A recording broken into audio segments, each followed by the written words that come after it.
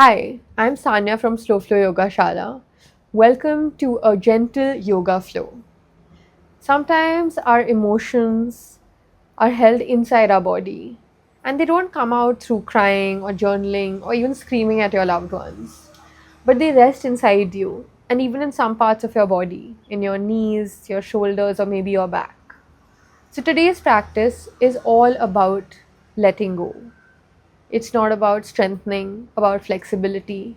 It's just about finding that surrender and completely allowing all those emotions to melt away. So, to begin, let's close our eyes very gently, placing our hands in our lap or on our knees. Make sure you're in a comfortable seated position, allowing the knees to lower down towards the floor, allowing yourself to become more aware of your sit bones, the point of your sacrum or the tail of your spine where the hips meet the ground. From there, slowly imagine that there's a thread going all the way up your spine, all the way to the top of your head. And as you pull that thread upwards, lengthen and find and create more space in your entire upper body, widening the chest, establishing yourself and your presence. For a second, roll the shoulders up, back, and down, resting the palms with the palms facing up towards the sky.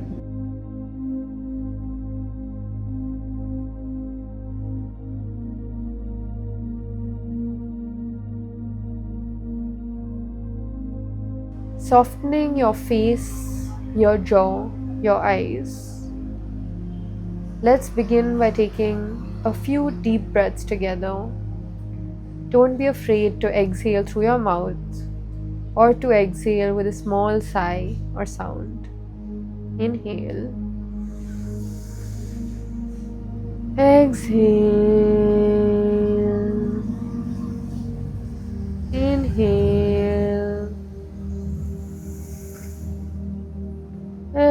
Exhale deeply. Inhale. Exhale deeply. Keeping the eyes closed, being with your body and your breath for a few more moments as you notice the stillness that has slowly entered your body. With that, we'll bring our hands in front of our heart center in Namaskar and inhale together for 3 Om chants.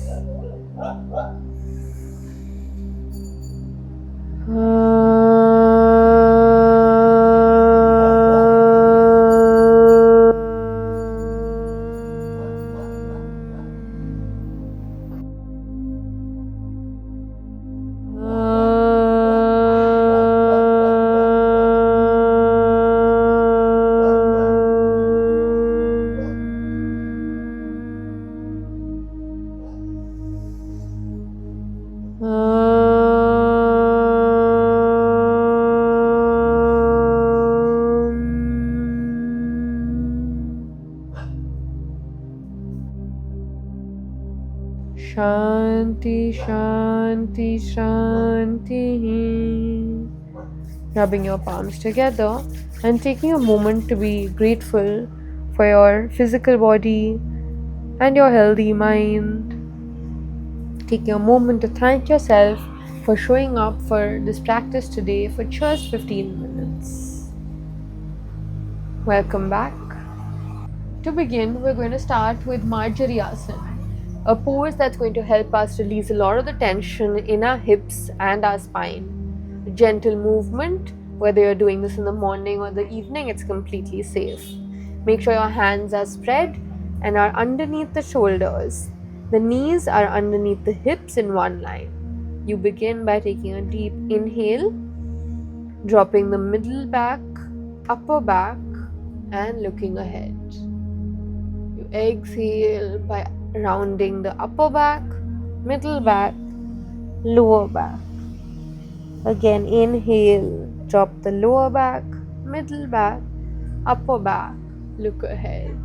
Exhale, round the chin to the chest, upper back, middle back, really rounding the spine. Let's do that 3 more times, syncing with our breath. Inhale, exhale, inhale, exhale, inhale, exhale. From here, we're going to take the hands forward about a foot and a half or 2 feet and slowly sink the chest lower.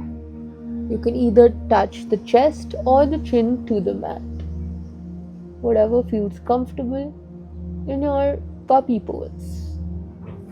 My cats do it too, so I don't know if it's cat or cow.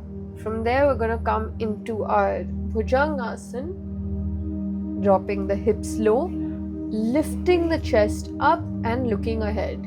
There's no need to extend the neck back. You can keep the neck and head straight. Depends on what feels good to you. We're going to again exhale, push back into puppy pose.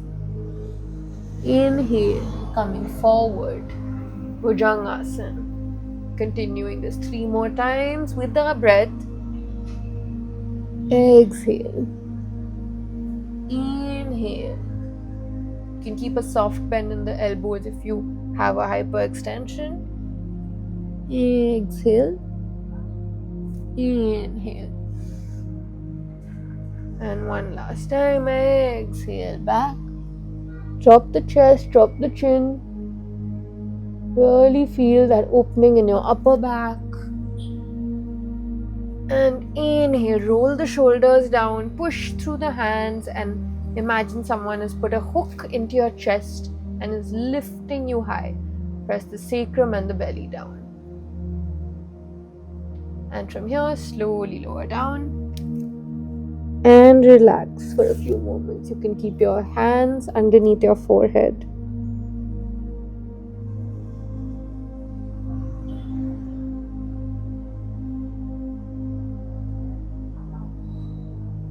From here, we're going to again lift up halfway, turn the toes in, and lift up into a downward dog. Keep the elbows and the knees soft for the first round. Heels can be high too for the first round, just so we can open the chest. Staying here for 5 deep breaths.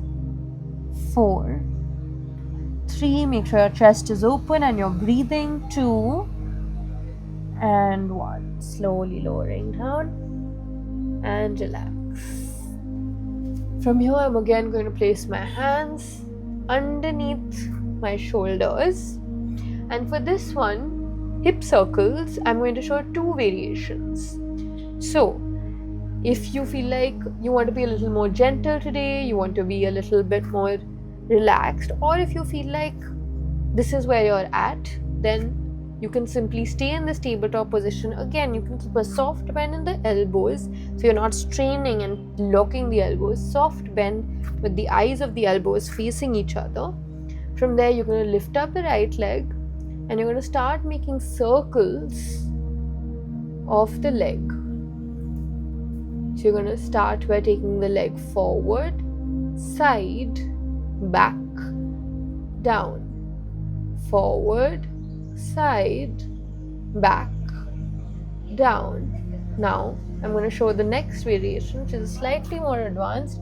Again, keeping my hands the same way. This time I'm going to lift up again into downward dog or Adho Mukha Svanasana. Keep the feet close to each other.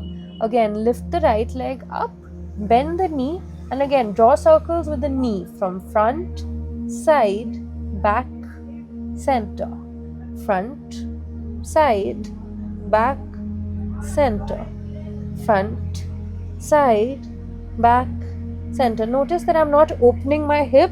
My hips are staying squared and in one direction, centered. and the knees are the only things that are making circles. And we're going to continue that and then go on to the opposite side.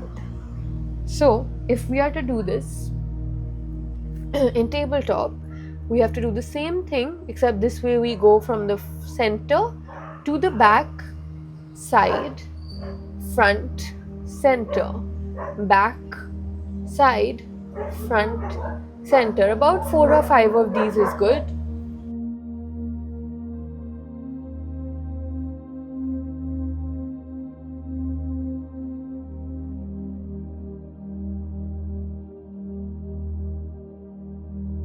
Same thing if you're doing it in downward dog.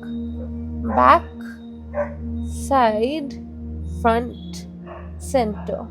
Back, side, front, center. Back, side, front, center.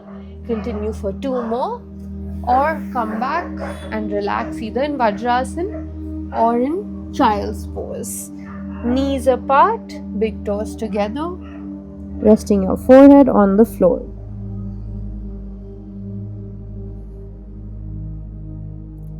Now for those of us who feel like we want to be taking it up a notch, you can continue the same thing on the left leg. Or as I said, you can come into rest, go into Child's Pose, and then take your time and then shift to the left leg. From your Balasana or Child's Pose, keeping the hands exactly where they are, you can again lift up the toes and come back into Adho Mukha Svanasana, downward dog. And then we're stepping forward into a low lunge, stepping our right foot forward. Now if you don't feel comfortable, you're most welcome to come from here, lift up, take the foot forward, use your hand to pull it forward, and then lower the back knee. From here, we're going to lift up, placing our hands either on our waist or if you feel comfortable on your knee. Our hips, as I said earlier, store a lot. So really allow yourself to exhale and let go of all the tension in your hips. Allowing for that space and that opening in the hip region. Staying here for another 2 breaths. 2 and 1. From here, if you feel comfortable, and only if you feel comfortable, raise your hands up for Anjaneyasana and drop further. Now we're also involving the upper body and doing a small back bend, opening the chest and the heart. Make sure your hands are turned inward to face each other, shoulders are rolled down, and again you're imagining that you're lifting the body and then moving back. Really allow yourself to let go of all the emotions, all the discomfort. For 3, 2, and 1, bring the hands down and relax. Now we'll continue with the same thing on the opposite side. So either coming back this way or lifting up the back knee, coming back into Adho Mukha Svanasana, downward dog, then stepping the left foot forward, again dropping the back knee down, placing the hands on the hips, allowing yourself to drop down. Make sure that your knee is either directly over the ankle or the ankle slightly ahead. Make sure that your knee is not going too much over the ankle. From here, inhale to lift the arms up, Anjaneyasana. Lift the chest, lift the head, and then sink lower. If this feels like too much for you today, you can continue to stay in your low lunge. If you have any knee problems, make sure to support the knee with a small cushion, a bolster, a towel, or any kind of padding. From here, we're going to come back. We're going to lift up again the back knee, coming into our low lunge, and step back into Adho Mukha Svanasana. From here, you're going to lower down, separate the knees. Now for this, I'd recommend that you turn so that you have maximum usage of your mat. So from now, you're going to open your knees up. Again, it's a safe idea and a good idea to put something under your knees. Else you can also fold the mat into two so you have some double padding. From there, you're going to take your hands, you're going to lower down onto your elbows and push behind, allowing the hips again to really open. Sinking and letting go here. You can also rest your head down, or you can come slightly forward and make it active, going forward and back in this position over here. So we're really pushing back, allowing the hips to open and then coming forward. From here you can come forward and also rest in Bhujangasana, just as though you were posing for a magazine. From this frog pose, we're slowly gonna come back. Be very gentle, move your hands slowly back and very softly step the legs forward. From here, very easy, everyone knows this pose. We're going to sink down and come into our malasana. Again, your feet can be as wide as you need them to be, or they can be as close to each other as they need to be, but ensure that I'm not compensating by rounding my spine. We want to keep the breath flowing freely. So make sure when you're pushing open, you're able to lengthen up through the spine. Again, if this feels like too much today, you can also elevate the heels, or you can sit on a small stool. Choose the position that works for you today and the intensity that works for you today. Malasana squat, a great hip opener, something that's of course been practiced for generations and still is in some parts of India for your general squatting and removing toxins from the body. Staying here for a few deep breaths. From your malasana, you can slowly release, sitting down onto your mat, and for a second, you can just straighten the legs, taking a few ankle rotations, releasing, because malasana is also a great pose for strengthening and creating some mobility in the ankles. So make sure to just release the ankles, inward circles and outward circles.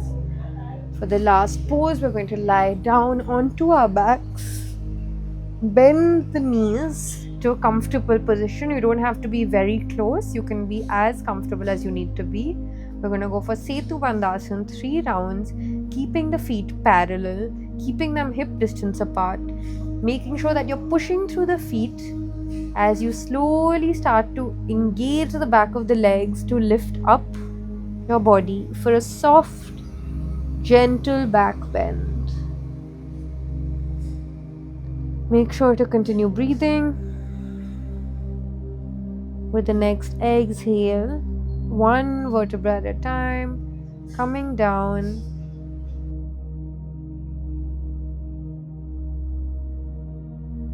And as we come into the end of this session, just observe and notice any changes that you feel in your body. One last time. The most important part of this practice is to listen to your body and to do how much your body feels like it can do in that moment. It's not about doing your maximum, it's about doing what feels good. As you release your back on the floor, slowly extend one leg and then the other. Drop the feet to the side, drop the arms to the side, roll the shoulders and create again space and opening in the chest, in the belly.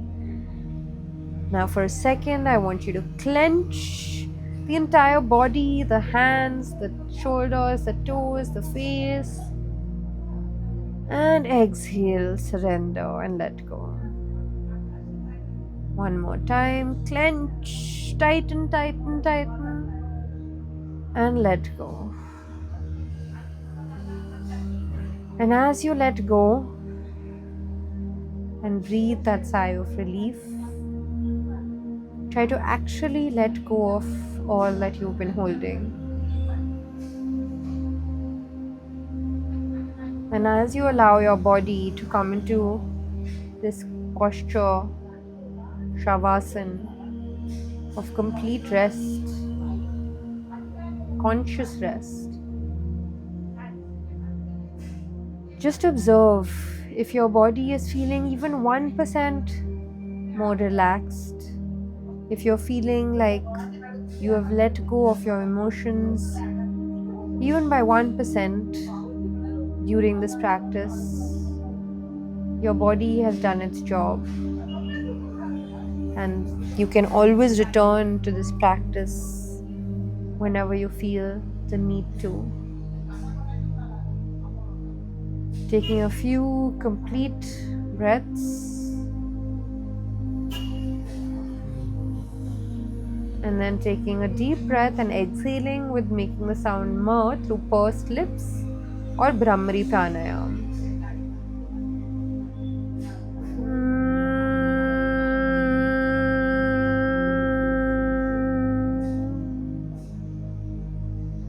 Two more times. Inhale.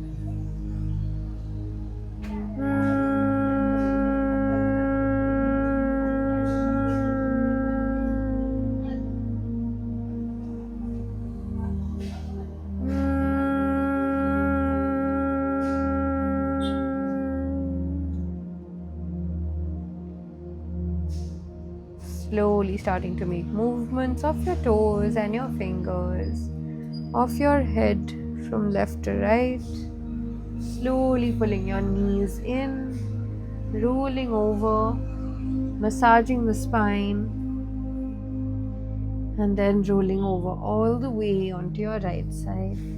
Gently coming up into a comfortable seated position, or if you feel called to stay in that shavasana, you can continue to be so and do so. For the rest of you, gently opening your eyes, bowing your head down one more time, thanking you so much for showing up for yourself, for being gentle to yourself, and please return to this practice whenever you feel the need. Thank you and goodbye.